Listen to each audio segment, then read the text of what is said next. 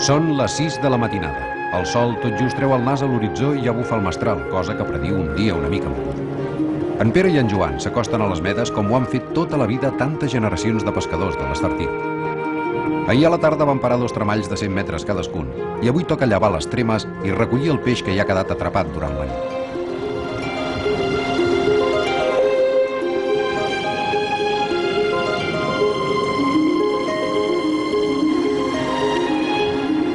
Tot i que l'entorn de les medes és l'única reserva marina del país, la protecció permet l'explotació tradicional de la pesca amb arts selectius com el tremall i el palangre, molt més respectuosos amb l'entorn que altres sistemes moderns com la pesca d'arrossegament.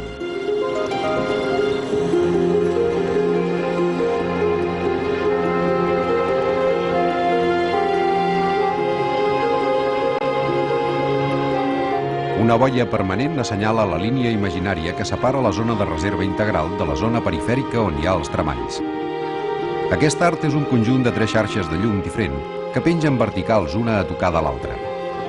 Les dimensions dels forats de les xarxes limiten les dimensions de les captures i el mateix tremall està limitat a les espècies que surten a mar obert. Avui l'objectiu són els rogers. Tots els pescadors saben que convé arrencar-los unes quantes escates quan acaben de sortir del mar, perquè així agafen un color rosat vermellós que els fa més agraïts a la vista i de més bon vendre al mercat. En Pere i en Joan també saben que tot ha canviat molt des que ells van començar a pescar.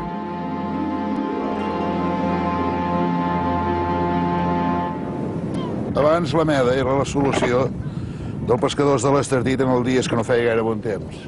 Perquè si era vent de llevant, era nord, després pescaven a la banda de sud. Si era vents de garbí, pescaven a la banda de llevant. A part que és un viver de peix, o era un viver de peix. Però des que va venir les escalafandres, les ampolles autònomes i la pesca submarina, això ho va netejar tot.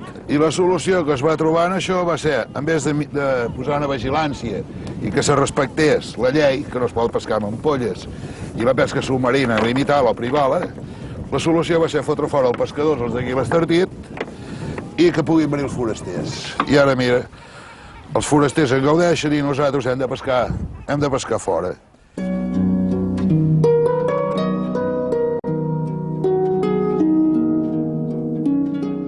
Les Illes Medes han estat sempre un immens imant que ha plegat la vida al seu voltant. Homes i bèsties s'han repartit des de temps immemorials la riquesa d'aquests illots, la part emergida dels quals amb prou feina sobrepassa les 20 hectàrees d'extensió. La presència humana a les Medes es remunta com a mínim a l'època dels grecs. En altres temps, cementiri de civils, refugi de pirates i presó de militars, a partir del 1932 les illes van quedar desertes d'homes. Al seu lloc, a poc, va aparèixer un nou estadant, el gavià argentat.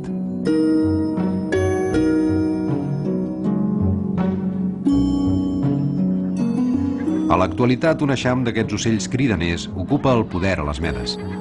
Aquí tenen la capital de la població ibèrica, que ha arribat a tenir més de 14.000 parelles d'ocells nidificants.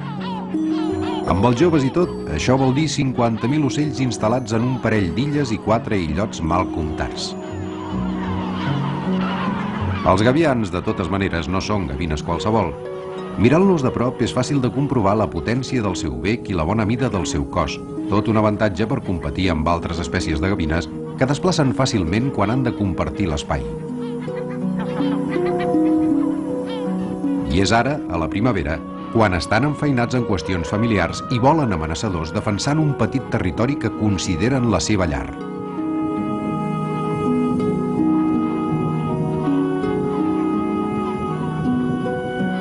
També és ara quan les Medes es presenten més elegants. Durant 15 dies, si coincideixen tots els factors, l'escassa varietat de plantes que suporten aquestes dures condicions esclaten i per un moment converteixen l'arxipèlag en tot un mosaic de colors.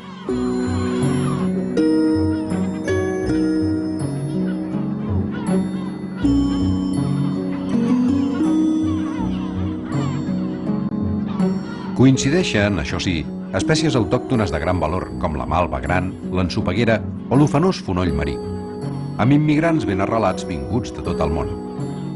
És ara quan l'americana figuera de moro mostra les seves flors més espectaculars.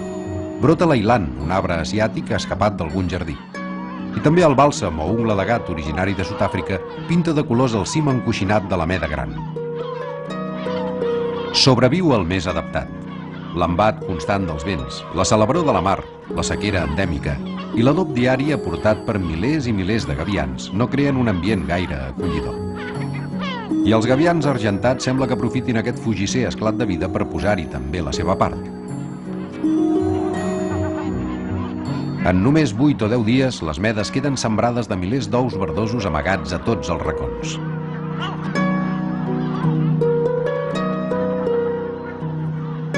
Comença una altra etapa de l'època de cria. Després de l'aparellament i la posta, ara toca la incubació.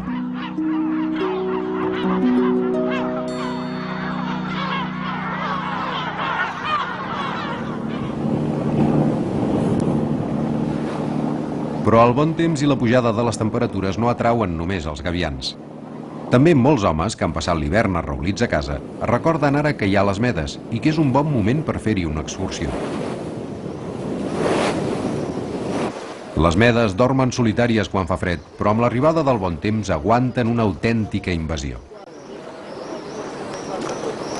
Aquests han vingut d'Itàlia en un viatge organitzat i volen conèixer el fons marí d'aquests varals. Amb el seu estil, esclar, perquè en funció del país d'origen pot variar molt el tipus d'immersió. La diferència, per exemple, els belgues els agrada fer molta immersió profunda, els agrada molt baixar al màxim, són gent que està acostumada a fer immersió en llacs a 4 graus. Els francesos, normalment, que són del nord, també estan acostumats, els holandesos en condicions extremes d'immersió, en canvi, altres països com pugui ser Espanya o Itàlia són immersions molt més tranquil·les, són gent que els agrada fer immersió amb aigües càlides, sense cap tipus de dificultat. L'atractiu principal del món submarí de les medes és la gran varietat i quantitat d'animals que hi viuen o hi passen de tant en tant. La pròxima desembocadura del Ter representa una aportació de nutrients extraordinària que enriqueix encara més les aigües d'aquests varals. I aquest fet, juntament amb la protecció estricta garantida per la reserva marina, converteix aquests fons en un dels paisatges més espectaculars de tota la costa mediterrània.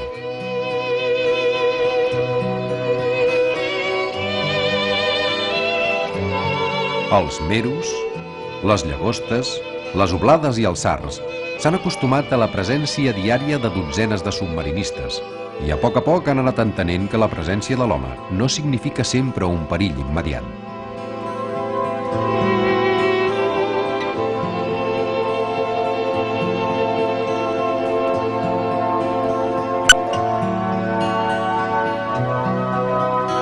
Un canvi de comportament que ha arribat després d'uns quants anys de pau i que queda enterbolit només per l'escadussera presència d'algun furtiu que encara somia en el tresor vermellós que guarda al fons del mar. El corall.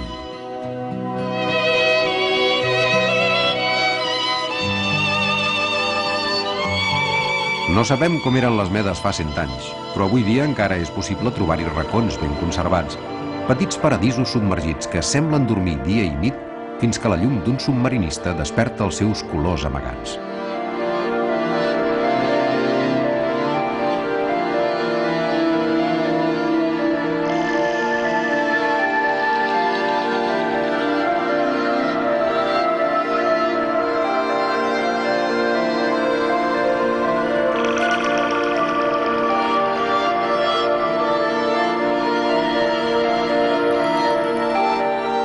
Una excursió completa en recorda fàcilment l'origen terrestre d'aquests paisatges negats.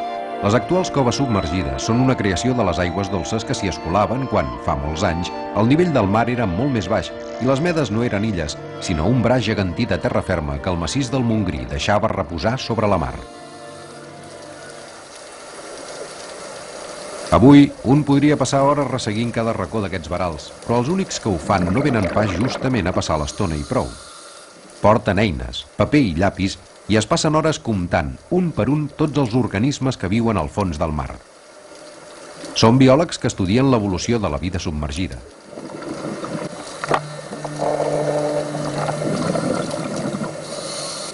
Marquen les garotes amb anelles de colors que els posen a les punxes i amb l'ajut d'una gran malla quadriculada miren exactament els desplaçaments que ha fet cada exemplar.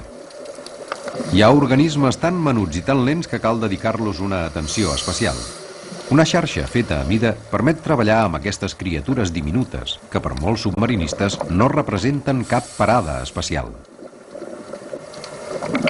Força diferència en anar a sota aigua a passejar, a mirar bitxos i anar a fer una feina determinada. Si anar a passejar, doncs, si surts el dia que fa bo, doncs, sempre tens la llibertat d'agafar la barca i surts i vas a fer un vol i tal.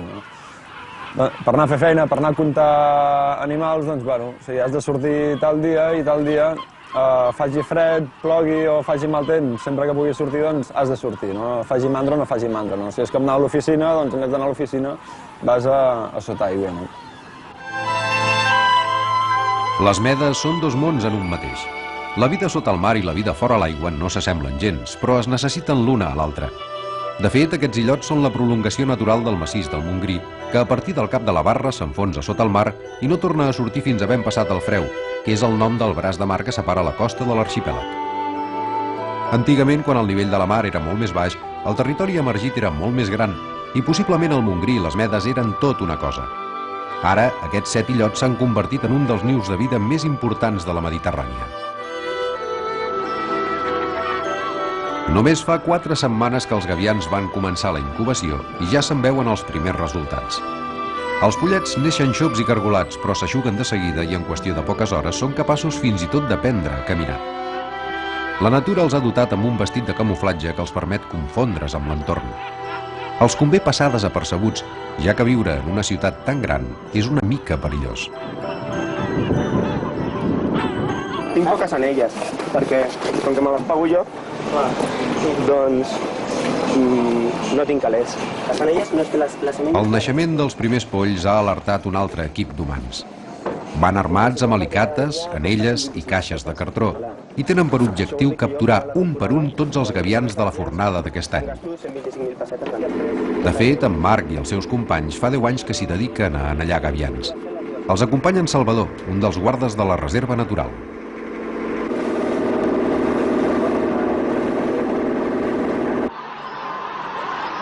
A les 9 del matí arriben a l'embarcador de la Meda Gran. A les 3 els vindran a recollir. Tenen 6 hores per anellar pollets sense parar.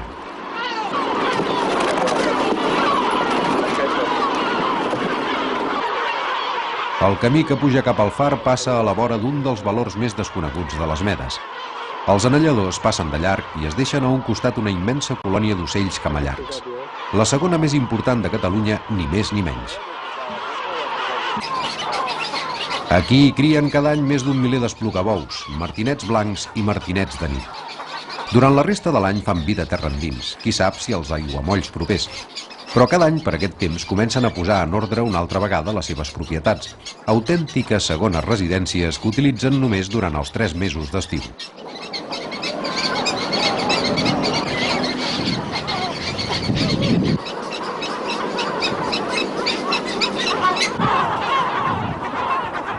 Però en Marc i el seu equip saben que els esplugabous van una mica més tard que els gavians i els convé primer de tot dedicar-se al plat fort.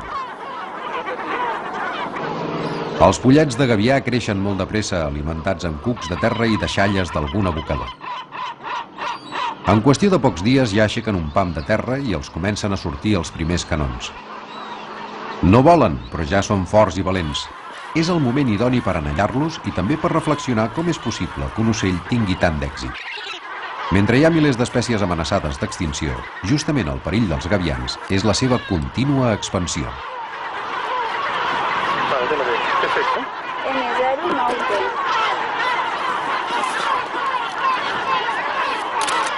En algunes ocasions això ha comportat efectes negatius. En altres no els ha tingut, però l'home clàssicament ho ha associat com a efectes negatius. Això és el que va passar a les Medes. La 282, quina toca? 282 en un 7. Bé. Val. Doncs que a les darreres 3 dècades la població va passar d'uns efectius poblacionals de vora 3.000 parelles a 14.000 a principis dels 90.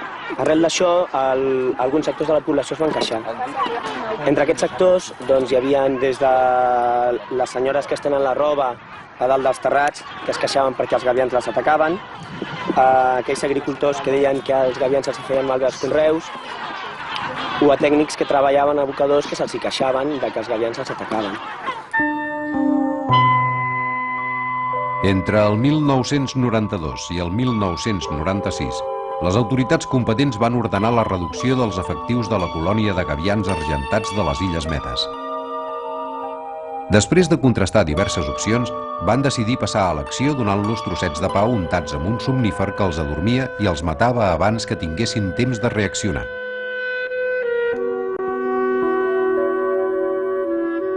Els gavians estaven acusats d'embrutar amb els seus excrements l'aigua de l'estany de Banyoles i d'amenaçar les poblacions d'altres ocells més escassos i interessants. L'objectiu era reduir directament la quantitat de gavians argentats per afavorir l'equilibri dels ecosistemes naturals. Acabada l'experiència, un helicòpter es va encarregar de portar els 25.000 cadàvers a un abocador.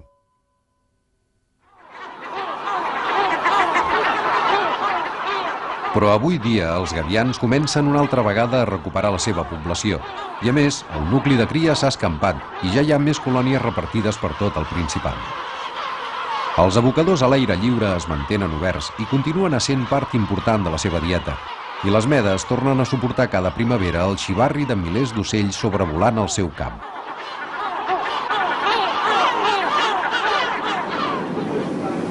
I no sols han augmentat els gavians, ni de tros.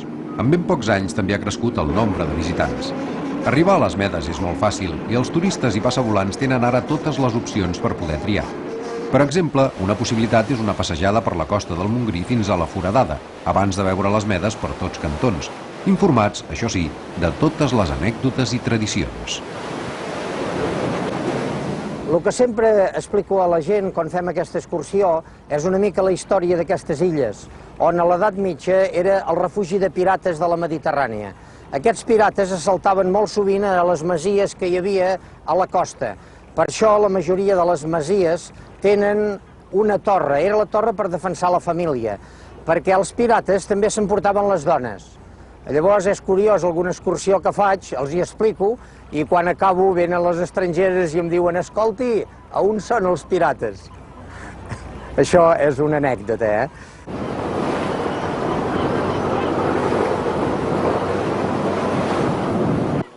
A tocar de la Meda Gran, una de les atraccions són els corbs marins emplomallats. N'hi ha unes quantes parelles que crien arran de costa i s'han ben acostumat al tragí de les embarcacions. Només un autèntic excés de confiança pot arribar a fer-los volar.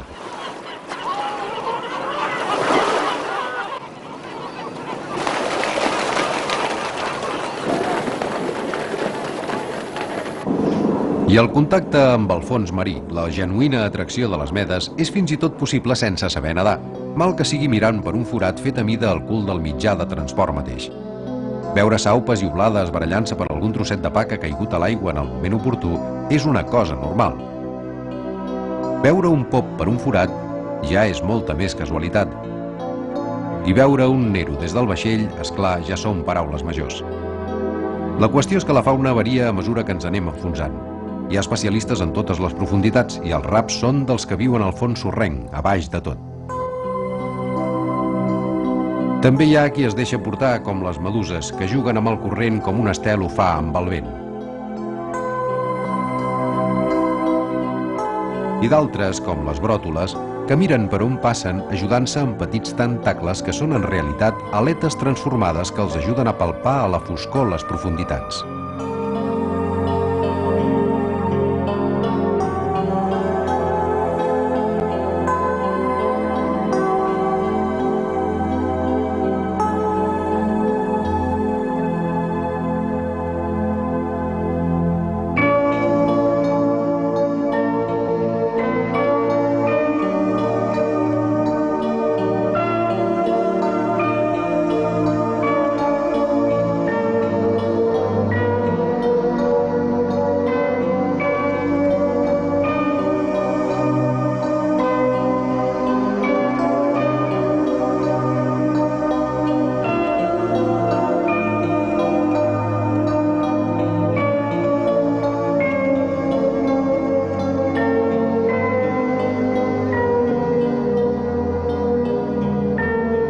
Si algun peix és el rei de les medes, és aquest, el Nero.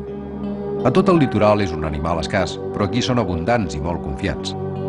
Els biòlegs han calculat que n'hi ha un centenar d'exemplars repartits, sobretot, per la zona dels Tascons i la del Carall Bernat. Viuen entre els 15 i els 20 metres de profunditat i creixen tant que n'hi ha algun que fa més d'1 metre de llargada. Tot i que són peixos molt coneguts, és curiós que encara sabem molt poca cosa de la vida que fan. Ha quedat comprovat que de joves són femelles i que es tornen mascles amb l'edat. I justament no fa pas gaire que un equip de biòlegs va poder observar per primera vegada, aquí, a les Medes, l'aparellament dels reis del mar.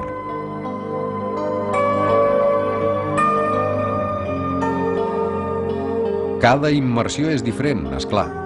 Un dia et pots trobar una mola d'espets i potser l'endemà no en queda cap i t'entretens amb les forcadelles que juguen enmig del corall. Les Medes tenen això.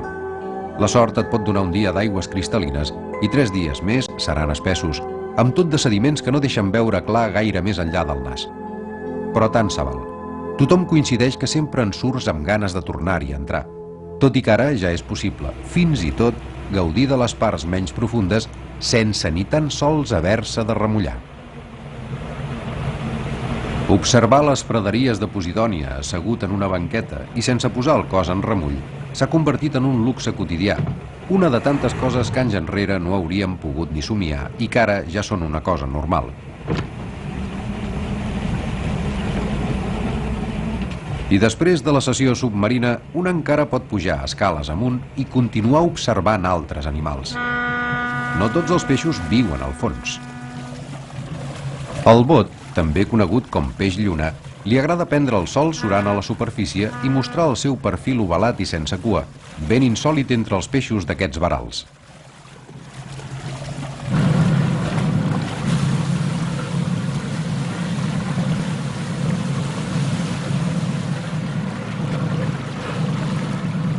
Terra endins, mentrestant, el temps no passa en va.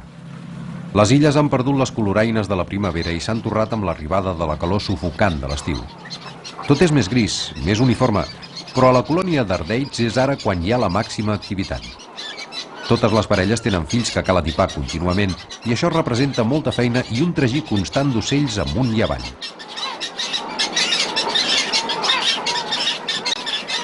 La proximitat del continent és la mare dels ous.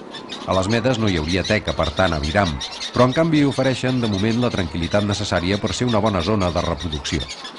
Els pollets poden passar hores ajaguts al sol mentre esperen l'arribada dels pares amb el menjar. A vegades triguen hores, però la veritat és que un bon dinar sempre fa de bon esperar. Els gavians van començar abans la temporada de cria i ara els joves ja tenen la mida dels adults, i només el color fosc del seu plomatge els diferencia dels pares que els van portar al món. També és ara, quan els polls ja són grans, quan és més fàcil adonar-se del caràcter dels gavians. La inexperiència es paga cara. Una amenaça de paraula pot acabar en tot un enrenou. Un simple pas fora del territori pot significar la mort. Aquí comença la primera selecció. Cada estiu, uns quants centenars de joves deixen la vida abans d'arrencar el vol.